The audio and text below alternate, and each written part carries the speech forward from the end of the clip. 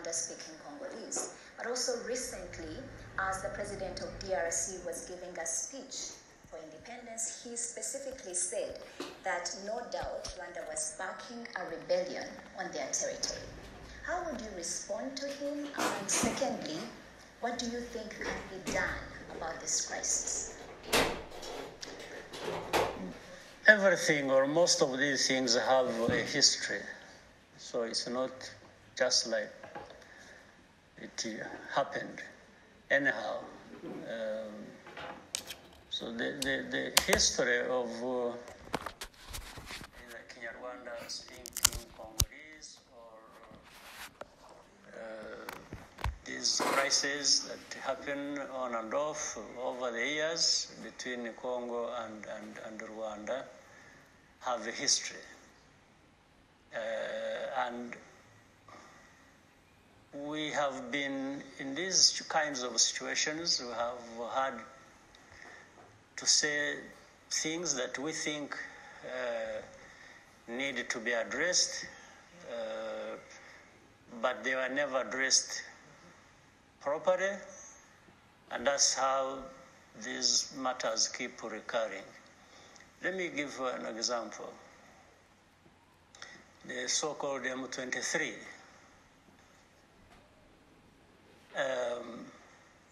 There was a crisis in 2012, I think.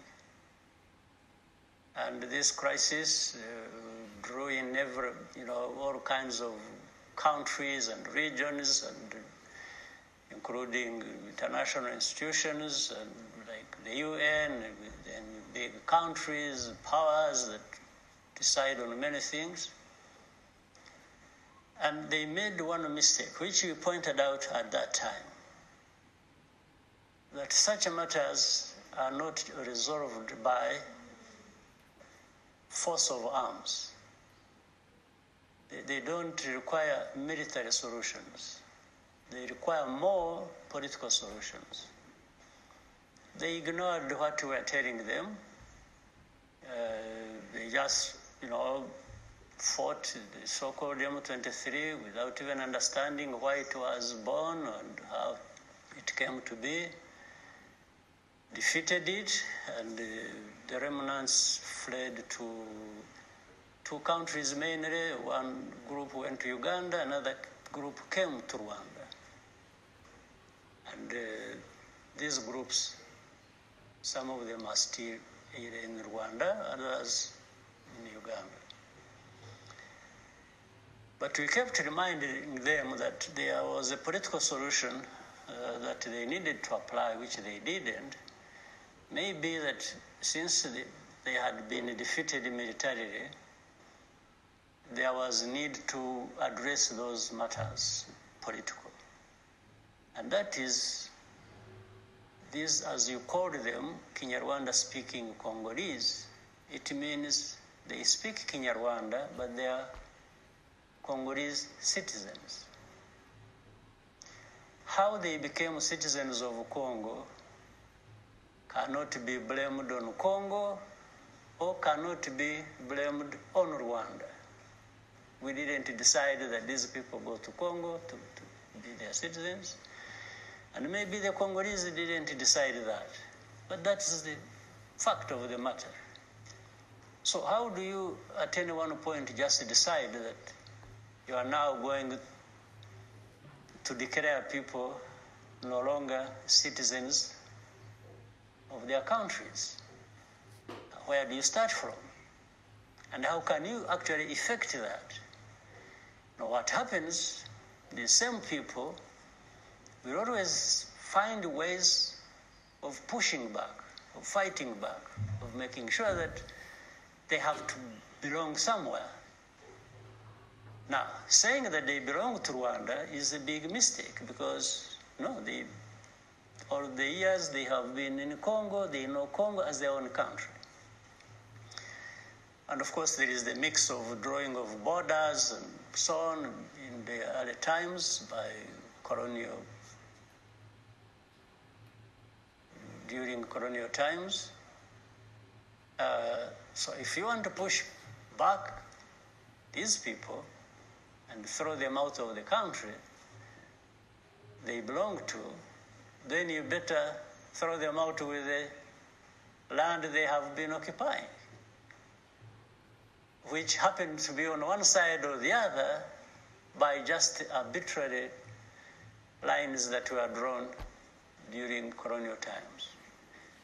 But that's, maybe I shouldn't even have said that, because some people will distort it and complicate it and say different things, but that's not what I meant. I'm just applying logic to this whole matter. So, these people are forgotten. By the way, we have refugees here from Congo. They've been staying here for now close to 2 decades. And most of them, these Kinyarwanda speaking Congolese. They left their homes, their ancestral homes in the other side of Congo.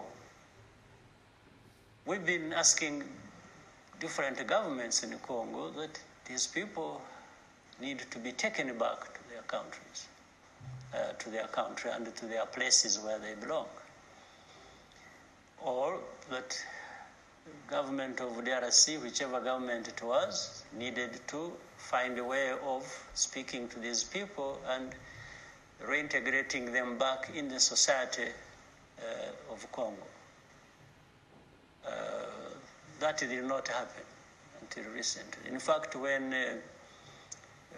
President Tshisekedi became president, right from the outset, these matters were discussed with him directly or with his officials.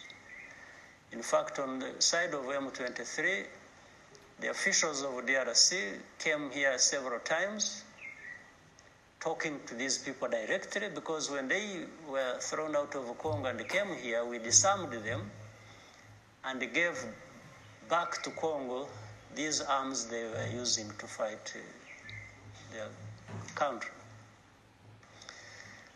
But what remained was the repatriation of these people back to Congo, which never happened.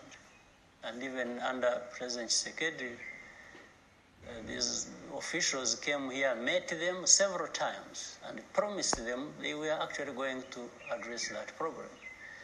And with our assistance, because they would talk to them, with our people trying to assist and, to find ways of taking them back. They came here several times, they talked to them, they would go back, with the promises made to them, which were never fulfilled. They come back another time, then another time, then another time, several times. So, until recently, when this fighting was about to happen, we were talking to DRC again and actually alerting them to the information we had that this trouble was again building up and they needed to do something, which they never did. So I'm not, on one hand I'm surprised, and on the other I'm not surprised, because for that history that has been talked about so many times, you wouldn't expect people to be confused about it, because the facts are clear. On the other, I'm not surprised, because this has come to be the thing to expect that has happened over these last 20 years. Just back and forth, and completely using wrong arguments. But there are people in the world who listen to such wrong arguments and based on them to even make wrong decisions. In fact, when they were defeated, and then there was a force that was created, Force Intervention Brigade, then there was MONUSCO under the UN, and all these were supposed to make sure that, first of all, there is peace, there is a ceasefire, but that ceasefire facilitating political solutions. One, there has been a process, for example, you may know, of FDLR, these remnants of Interahamwe and genociders. They have different group names. There's FDR, there's Rudrunana, there's all kinds of stuff. So there has been a process of repatriation. In fact, a number of them have been brought back, even through the hands of the UN, and reintegrated back in society. So it has been going on for a long time. Many of them, probably more came than those who remained, for a fact. The ones who remained were the core group that for them, they think it is a fight and they must fight. And for them, they are fighting even for a wrong cause, because they are talking about the old story of Rwanda. It's like that was underlying the genocide itself. So they want a country for one group of people and not for the other. And for us, we've been saying, no, all groups belong here. Those ones that, as we found it, as God created our country and people happen to be here, they are one and the same and they need to be together. But for the hardcore, they think of different things. So now, recently, these FDLR are fighting alongside FARDC, those are the forces of Congo, against the M23. And then to make it worse, the UN got into the mix. They were purportedly supporting FARDC, meaning government forces, but they knew very well that these government forces of DRC are fighting together with the FDLR against M23. So you have one M23 on one side, and then you have MONUSC, government forces of Congo, and FDLR. FDLR, which should have been fought and eliminated from that situation, together with repatriating them, those who wanted to come back home, which we have done. So that's where we are. And that's why I cannot understand why the president of Congo would, in his statement to the press, say such a things as he said, because he should very well know the facts as they are, because we have even discussed these matters for a long time, well before, since he came to power and well before this crisis. So this crisis, therefore, will require one thing. There are a number of things that have happened which I haven't mentioned, but I mentioned them in the conclusion of my point. One, Congo has its own things to deal with, and we have our own things to deal with as independent sovereign countries. Without having to interfere with each other, we just have to work together where we choose to work together.